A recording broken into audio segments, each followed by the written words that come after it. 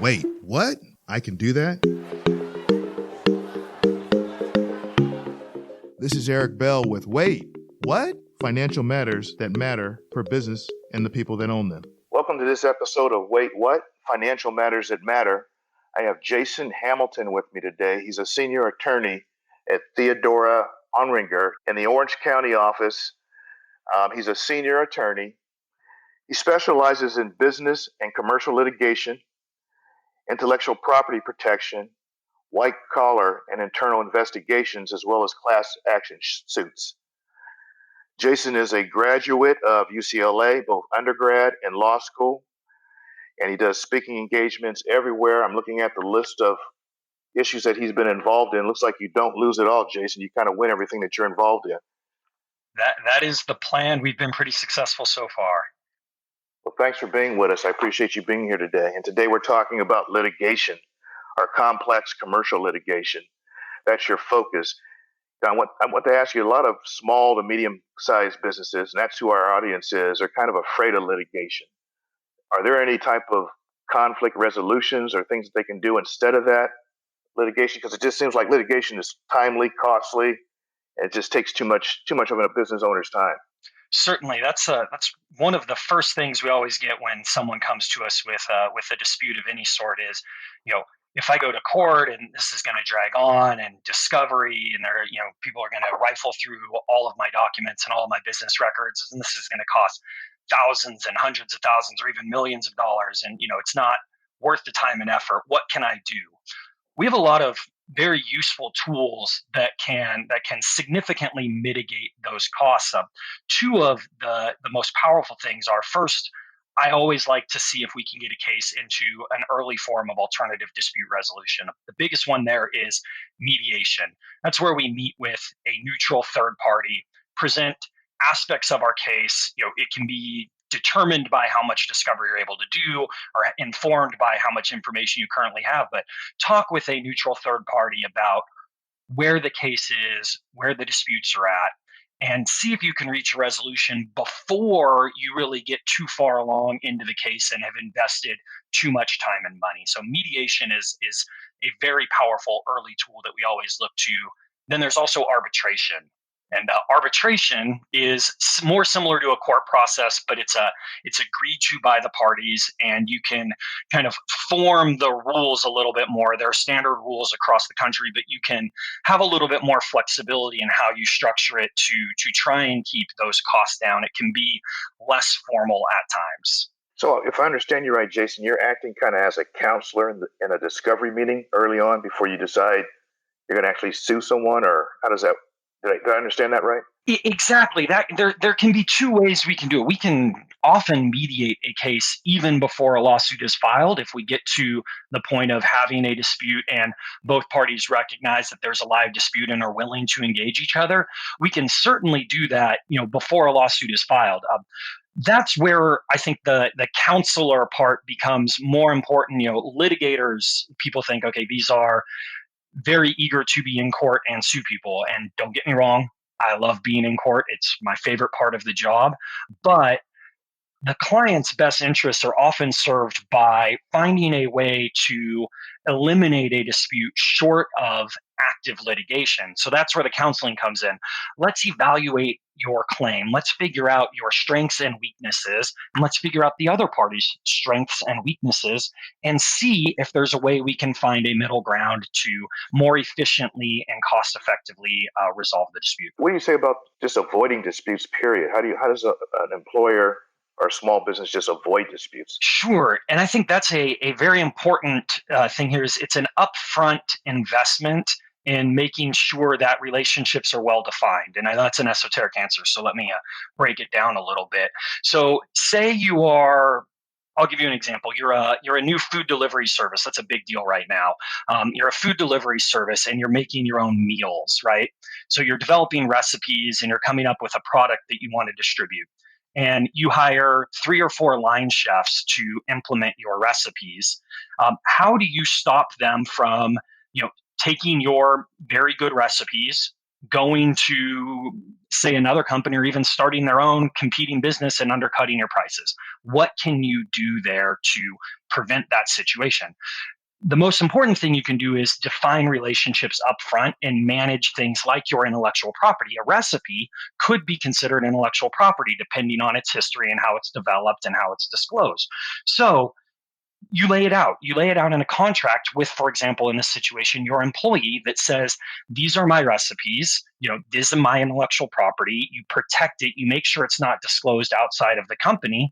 And therefore, you can protect that situation. You can make it such that if an employee tries to leave and start their own company, deploying your trade secrets, your intellectual property, there are significant hurdles and barriers. Now, granted, this is a very simplified version and there are a billion exceptions and things to figure out there, but that is the type of thing we're looking to do, is define relationships early on and have well laid out, well-defined contracts. I think the majority of employers don't do that.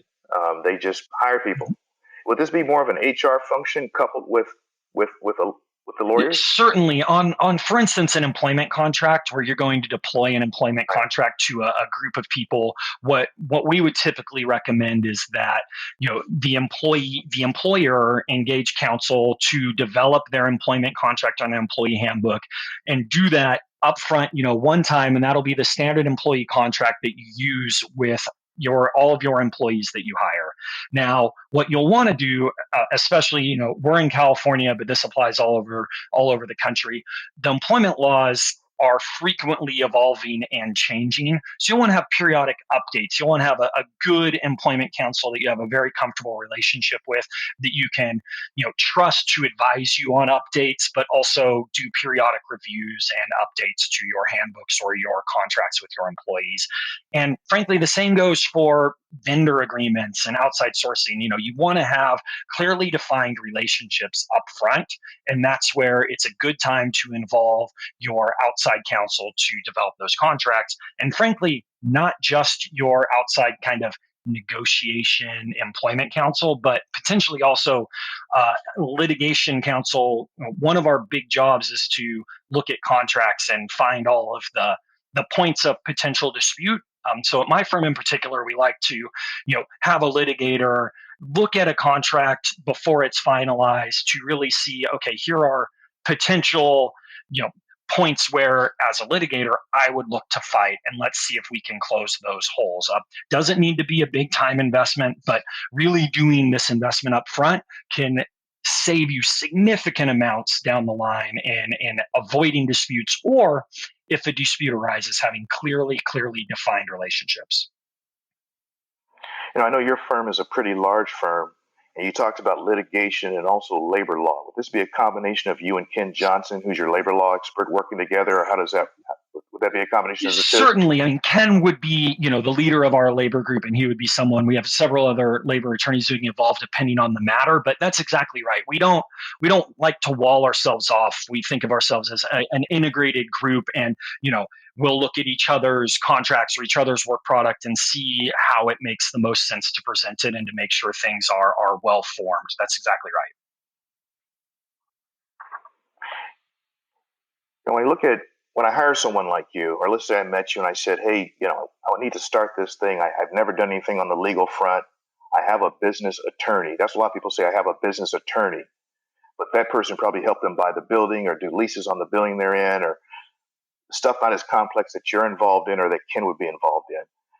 What should I expect from a relationship with outside counsel? I guess is what I'm saying. If I have internal counsel, what should I expect from a relationship with outside counsel? Sure. So having, outside counsel, any lawyer, we would like to think that we are experts in everything. And generally we can, with enough time, figure things out. But I really think that a good outside counsel is someone who can tell clients, that is a very live question. That's a good question. I don't have the perfect answer for you right now. This is not my sole area of expertise or my focus, but here is someone, for instance, if you came to me with a labor and employment question, right? I would talk to Ken and say, Ken, here's what my client's facing or my potential client's facing. Can you help them? Can we help them? Do we have the expertise? And get them in touch. If it's something that my firm doesn't do, all your lawyers went to law school, they're members of bar associations, they have very expansive networks. They can generally find someone who has the appropriate expertise. But I would be a little bit wary of a single attorney who thinks of themselves as a one-stop shop. Now, that's something I would be careful of, because so many areas of law can be so precise and well-defined and ever-evolving that it is important to have subject matter experts involved in your business and addressing your business needs. I think a lot of attorneys don't think they can be all things to everybody, but I think their clients might think they're all things to them. So there's kind of the distinction, I guess, their attorney needs to make. Hey, that's not, like you said, that's not my area of expertise, but I do have someone who can handle that for you. And I think that's a big part of being a counselor, for me, and not just a litigator, is, recognizing the perceptions. We all think of businesses. For me, I go to the bank and I think they're experts in all things banking, where they may have a specific relationship manager or a specific individual who has, a focus on bonds or something else, right? So it's the same thing with a lawyer, but we have to recognize, and be able to counsel our clients and say, yes, you do have this question, and even though you think that because I'm a lawyer or I went to law school, I know everything about all things law, I really don't, as much as I hate to admit it. And let's find you the correct person to solve your problem and make sure that you're most well represented and taken care of.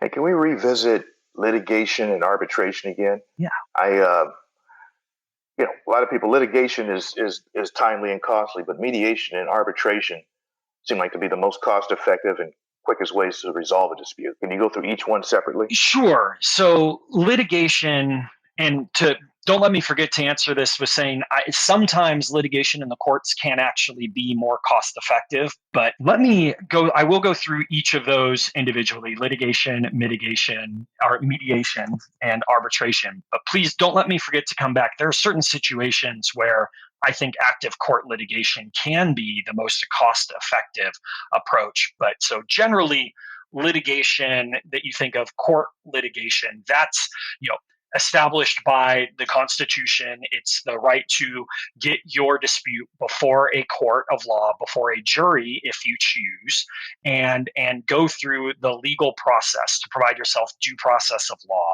So, and that typically involves drafting and filing a complaint, the full gamut of discovery, investigation into, all the books and records that are relevant, the correspondence and communications that are relevant, which can often include even emails, text messages, etc. And then, depositions and the full and significant motion practice, motions for summary judgment, try to get rid of the case on a written argument. Eventually that case will play out and you'll be into a trial if you're unable to resolve it ahead of time. And that process can take, in my experience, anywhere from 18 months to a decade, depending on how the case unfolds and what goes into it. So, that can often be the most time-intensive and all-consuming approach. On the other end of the spectrum is mediation. Now, mediation can be a part of litigation or trial litigation, actively in the courts. You still will often mediate a case, but mediation is something you can also do separately and independently of an actual case. And oftentimes contracts with vendors will have a mediation provision written in there that says, before we actively file a lawsuit, we must first attempt mediation. And mediation is where you take your dispute before a neutral third party and you present your case in a certain level of detail, and the other side presents their case in a certain level of detail. And the mediator, who is frequently a retired judge or sometimes a very experienced lawyer, in other cases they can be a subject matter expert who's not a lawyer, will listen to both sides and basically provide their opinions on the matter. And if you ask, they can ultimately provide, I think this dispute should be settled for this amount of money. And the parties can say, we agree, we disagree, they can take it, they can leave it. a powerful tool of mediation, in addition to just being an early dispute resolution. It's a good way to find out where potential holes in your dispute or potential things that you need to shore up are. You can, it's a learning experience. It's very valuable in finding out how other people who maybe aren't drinking the Kool-Aid see your case. And then in the middle, we have arbitration. I think arbitration, while in the middle, is probably more skewed towards the court litigation side of things. And this is a process that is similar to a court process where you typically file what's called an arbitration demand that lays out a dispute. And then typically you will have somewhat abbreviated forms of discovery, limited number of document demands or documents that are focused on narrowly tailored areas, a more limited set of depositions. And ultimately the case will be brought before the arbitrator. Often it's a single arbitrator. It can also be, in my experience, multi-judge arbitration panels, and they serve more as a judge and jury in the case, where they hear the evidence and they also make the decisions. They control the procedure as the case goes along. That is something that is contractually done. You agree to do it with your other side and you pay for it. So arbitrators charge fairly significant amounts of money. So this is where you have to balance the cost of arbitration versus the cost of active trial litigation. Trials through the courts, those are provided as a matter of being a U.S. citizen or a company operating in the U.S., that's something you have a right to. You can participate in the court section.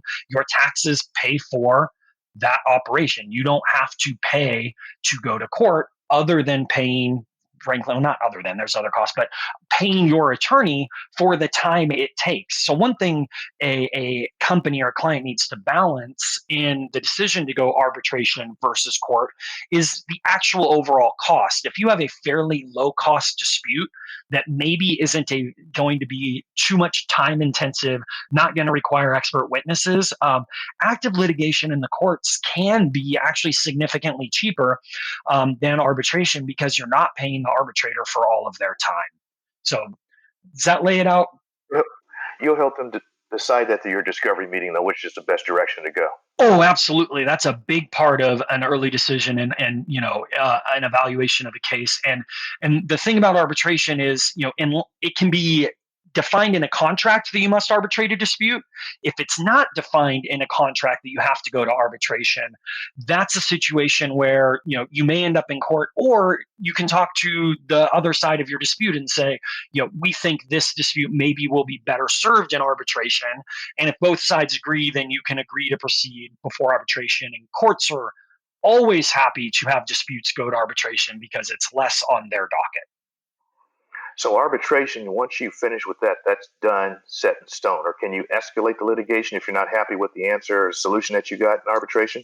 That often depends on how you structure the arbitration and how, if there's a contract, how it defines it. There's what they call binding and non-binding arbitration. So if you have binding arbitration, that will be a final result. Certain parts of it may be appealable, but it will really depend on how the contract and the agreements are laid out.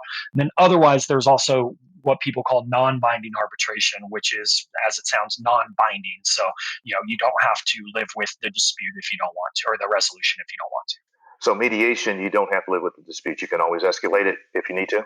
Typically, yes. I mean, in theory, you could agree to go to a final binding mediation. I've never done that, but you could, if you decided to do it by contract, do that ahead of time, and essentially you'd be presenting your case to that neutral third party and just letting them decide it in that abbreviated period of time. I've never done it, but I guess I could see, in the right situation, it could make sense if there's a dollar value, that would drive to that being the most cost-effective result. I could certainly see that being something to consider. Now, let's say, as a business owner, I get a lawsuit. I'm served, let's say. What's the next step? What do I do? I know some people, they get stuff like that and they put it on the stack and they think they'll get to it later. Yeah. What's your ideas on that? So there's different things. If you get a lawsuit, if you get something that looks like a formal summons, it will say, a summons, you are directed to appear in court within X amount of days, typically 30 days. Do not set that one aside for any period of time. Immediately contact, your business attorney if you don't have a litigation attorney that or call me or tell Eric and he'll put you in contact with me. But immediately look to respond to that, because if you don't, you can have what's called a default judgment entered against you, which essentially means you lose without even making your arguments. You certainly don't want to ignore that. You want to get that immediately into the hands of an attorney to evaluate, how it makes sense and chart a course forward. Now, oftentimes people get what we call a pre-suit demand letter, which is kind of those formal letters from a lawyer that says you have a contract with, X company, and you're in breach of that contract, and you must cease and desist your activities within 15 days or something like that. Those are the ones that I think often get shuffled to the bottom of the pile because they're not any actual formal action required, and maybe they're bluffing. I still think it's a wise idea to get those immediately into the hands of the attorney that you work with, and evaluate the positions and go forward. Now, there are certainly situations where the advice might make the most sense of, there's not a lot of teeth there. You can go ahead and set that one aside. And if they escalate, great. If they don't, they don't. Sometimes big companies send out a lot of demand letters without really ever intending to enforce them. They just see it as a we'll spend this minimal amount of money sending letters and see if people stop. And if they don't stop, oh well. If they're not causing us that much damage, we'll let it go. Other times they're very serious, and there's something that need to be addressed immediately. In my experience, the longer that goes on without responding, the more likely things are to escalate, and the more likely the opportunity for an early, most cost-efficient resolution may be missed. Well, let's get to Me Too situations. Are those normally lawsuits that come out, or are those, the high-profile ones I see on TV, like lawsuits? They're in court. There's a jury and so forth. But the normal day-to-day small to medium-sized business, are they being sued by someone? Are the companies being sued? Or is it an individual within the company being sued, but the company's responsible for it? How do those go down? Yes, Me Too lawsuits that we're seeing, they're certainly being filed as active lawsuits in the courts. And those are being filed. Typically, the plaintiff's bar is filing those in court. There will often be a pre-suit demand letter, but we're not seeing kind of a lot of, in our firm, a lot of requests for let's arbitrate or get these into alternative forms. They're immediately trying to get to court on them. We are also seeing those being filed as both against individuals who are being alleged to have engaged in the conduct, and also against the company for alleged corporate responsibility for the issue. Those are certainly not ones to ignore given the current climate, and something that you want to address very specifically. You will also want to talk to your employment counsel. If it came to me, I would loop you in with Ken Johnson or maybe Cheryl Ainsworth to evaluate the case, and also the employment contract with the employee to see if there's an arbitration provision that might be enforceable. That'll depend on the situation. That'll be something that Ken or Cheryl would be much better purposed to opine on. It seems like a big mistake that some employers might make is, they're a small company. God, I know Jim and Sue, for example. Let me just talk to them both and see if we can figure this out. Is that a mistake, or is that something that you recommend they try to do first, or what do you think? Sure. So definitely I would recommend very strongly talk to the attorneys before you do that. Okay. Talk to, if you have HR people, also talk to the HR people. Don't take it upon yourself to talk to someone about it, to talk to the two people about it. Yeah. I don't typically like my clients to try to be the dispute resolvers, especially in a situation that can be highly emotional. As a company, you need to realize, especially if you're the president or you're the owner or you're someone high up, what you say could be binding on the company. So if you in your example, go to the employee and say, oh, your manager, that's just the way he is. He's been like that a long time. Can we set aside? Well, that could be a very bad admission in a case down the line. So we want to be very careful with how we approach that situation. There are times where we might consider having a company representative who has a strong relationship try to smooth over a dispute and see if there's a way to bring everyone together. But frankly, in my experience, we'll almost want that to be a pretty scripted and well rehearsed and well laid out situation so that no one accidentally steps on their own toe. So when you say bring everybody together, that'd be in the form of mediation or arbitration. Which one would it? Yeah. I would, in one of these cases, it would be very fact specific. I was specifically talking about bringing people together outside the context in an informal manner. Just, should a business owner try to smooth everything over themselves? I typically wouldn't recommend that in one of these situations. You could potentially get one of these into a mediation. It really depends on what the motivations of the plaintiff are and what the situation is. And these highly emotionally charged ones are, harder to evaluate without really diving in a little bit and finding out what the situation is. If it could be that the employee is looking to just move on and, wants some sort of severance, then maybe we can find a resolution very quickly through mediation. If the employee, for whatever reason, is, intent on having their day in court or their day before an arbitrator, then, that's something that might make an early mediation unlikely to be more successful. But that's something we can evaluate and discuss with the opposing counsel and see if we can get there. When I think about an executive for a company, he's not the president or the owner, but he's an executive. He's high up. If he's accused of something like this, many times you're kind of guilty till you prove yourself innocent. So in the meantime, this guy or woman could find themselves their reputation tarnished and also probably out of a job. Yep. And that could be a whole nother lawsuit right there. What do you recommend for business owners, what they should do with the accused versus the person who is accusing? Yeah, and that becomes very complex. And that is one of those situations, for example, if you have an executive, right, who maybe the executive is very intent on clearing their name, right? They whatever it costs, they want to take this to trial because they want a judgment or a verdict that says, I didn't do this. And that's completely, that's understandable and maybe valid. For the company, that can be a difficult situation because it may not be cost beneficial to the company long term to really do that. So a lot of this will depend on, I think, two major things. The first thing would be contract that you have with the executive as well, and how that lays out corporate responsibility in these situations and corporate obligation to pay for counsel, as well as any officer, director, or high-level, maybe executive liability insurance policies that may be in place to cover these.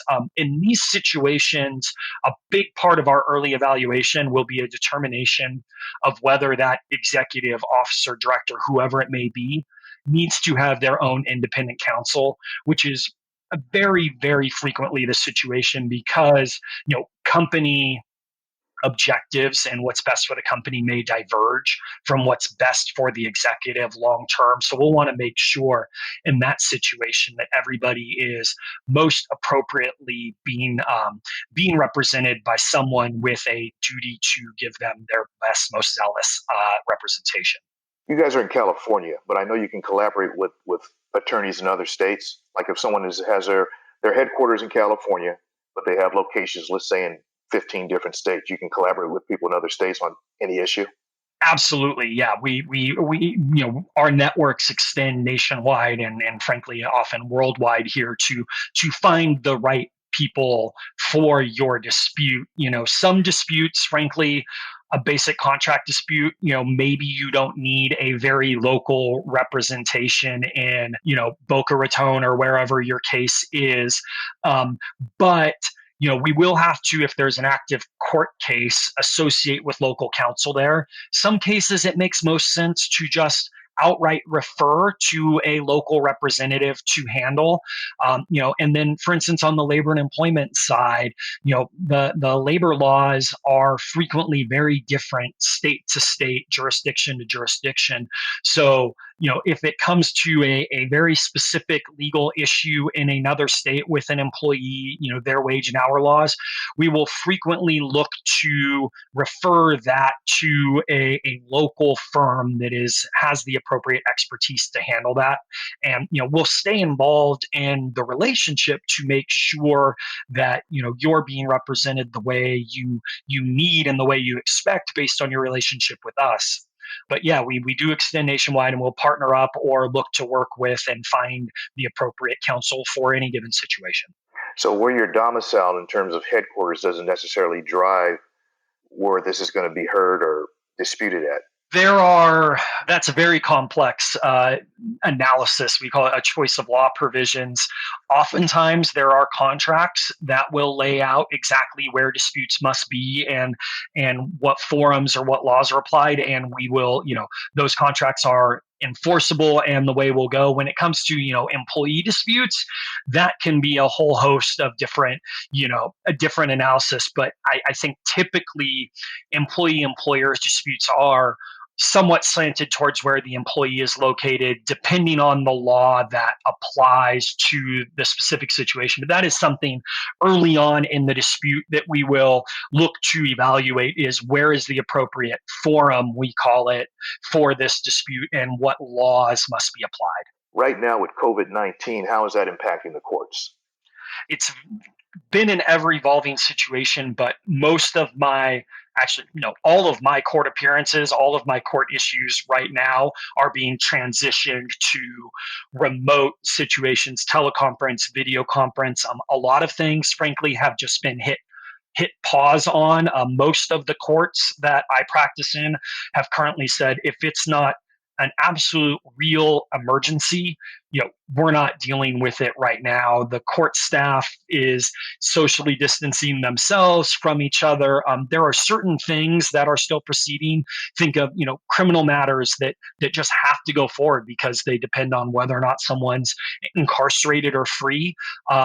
In California, just last week, the governor gave the Chief Justice of our California Supreme Court basically authorization to figure out how to best handle it. I'm way oversimplifying it, but they've set up guidelines where only certain hearings are going to happen and only a certain number of people will be allowed in the courtroom, and certain members of the public are to be 6 feet apart from each other at all times, and counsel will only appear via video. So it's an ever fluid situation, but one of the big things I'm seeing is if you have an active court case and you were, kind of hoping for an immediate decision, if it is not, the sort of, I don't want to say life or death because that's not the right word, but if it's not freedom or not freedom or business survival versus business death, it's going to be delayed, unfortunately, for you and your business. But that actually brings to another point. One of the big things we are seeing is with the COVID-19 crisis is, companies saying, I have a contractual obligation. I'm a company and I agreed to manufacture however many units of a product for my client, and the delivery's due in 3 weeks. We don't believe we're an essential business. We're not allowed to have our people come to the plant and manufacture. What do? We're going to be forced into a breach of our contract. And, the biggest thing, if you're in that situation, is certainly reach out and contact an attorney to evaluate your contract and the situation, because oftentimes contracts have what we call our force majeure clauses. Essentially, the clause says if there's a better word, an act of God or something more powerful than your contract that makes it impossible for you to execute your contract, you're not going to be held liable in a court of law for breaching that contract. So, that's the first step. We need to evaluate what that situation is and how we can handle it. Potentially, we can look to reach out. One thing I've seen, my hope in humanity's been escalated. People are very understanding. They're all willing to work together and find the best resolutions forward. Another powerful tool that we have in this situation is, there are certain companies and certain businesses and certain industries that are very essential to keeping the United States running, even as we've slowed down and shut down much of the country. So we need to evaluate what you're doing and what your industry is and its ties to other industries to determine whether or not you are an essential function or doing enough to support an essential function where it does make sense for your business to continue to operate. And that is certainly something that your attorneys can advise you on, or the appropriate attorney can advise you on. At the same time, we don't want everyone to just declare themselves an essential business, because then all of the efforts we're undertaking to get rid of this disease or this situation and move on will be undermined. But that's something we can all evaluate and find the right way to work forward on. So COVID-19 is throwing everything everyone does through a loop in the legal industry as well. But what we're working through it, and it's preventing some interesting legal projects for us. So, Jason, do you have any last thoughts before we sign off in regards to litigation or arbitration, mediation, or just dealing within this whole structure while COVID-19 is going on? Final thoughts are, especially with COVID-19 going on, is we're not coming to a grinding halt. I have a mediation later today. We're getting everybody together to work through their dispute and hopefully reach a resolution via video conference. We'll all be on Zoom for a few hours and talk it through and work it through. The world is not stopping. It's just changed. Yeah, I have several Zoom meetings myself this week, but I know Brian, the producer at Sitch Radio, uses a thing called Squadcast, which is real good for what we're doing for a podcast and get the sound and everything right. Absolutely. I'm looking at it. So there's a bunch of different systems out there. Yeah, I'm looking at it right now, and this would be a good tool. It's a very, very, very strong connection. I'm very impressed. Easy to do. Just click on the link and there you are. So anyway, thanks for being with us, Jason. If you want to get hold of Jason, please call me at area code 714-643-2500, and my extension is 420. Thanks, Jason. Thank you.